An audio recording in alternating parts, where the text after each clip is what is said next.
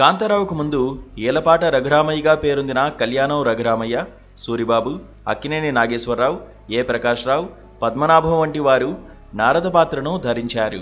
ఆయన తర్వాత రేలంగి, హరనాథ్, శోభనబాబు, నందమూరి బాలకృష్ణ, లవకుశ నాగరాజు, నరేష్ వంటి వారు నారద పాత్రలో రాణించారు. అయితే నారద పాత్ర అనగానే తెలుగువారి మదిలో చప్పున మెదిలేది నటప్రపూర్ణ కాంతారావు అనే చెప్పాలి. నారద పాత్రలో కాంతారావు అభినయం నా భూతో నా భవిష్యత్తుగా సాగింది. నటరత్న ఎన్టీఆర్తో కాంతారావుది విడదీయరాని సోదరబంధం. ఎన్టీఆర్ సొంత చిత్రం జయసింహలో వారిద్దరూ అన్నదమ్ములుగా నటించారు. అప్పటి నుంచి ఎన్టీఆర్ కాంతారావును సొంత తమ్ముళ్లాగే ఆదరించారు. అలా తాను హీరోగా నటించిన అనేక చిత్రాల్లో కాంతారావుకు వేషాలిప్పిస్తూ సాగారు రామారావు.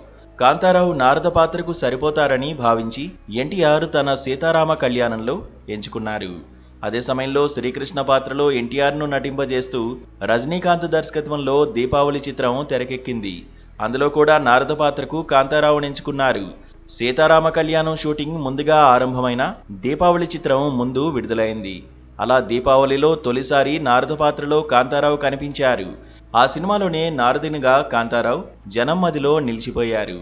ఆపై సీతారామ కళ్యాణం, శ్రీకృష్ణార్జున యుద్ధం, శ్రీ సత్యనారాయణ మహత్యం, శ్రీకృష్ణ పాండవీయం, శ్రీకృష్ణ తులాభారం, శ్రీకృష్ణ సత్య, శ్రీకృష్ణాంజనేయ యుద్ధం, శ్రీరామాంజనేయ యుద్ధం చిత్రాల్లో నారదునిగా నటించి భళా అనిపించారు కాంతారావు.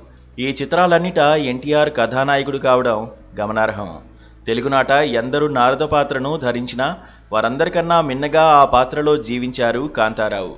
అందుకే ఈనాటికి జనం నారద పాత్ర అనగానే కాంతారావునే గుర్తు చేసుకుంటూ ఉంటారు.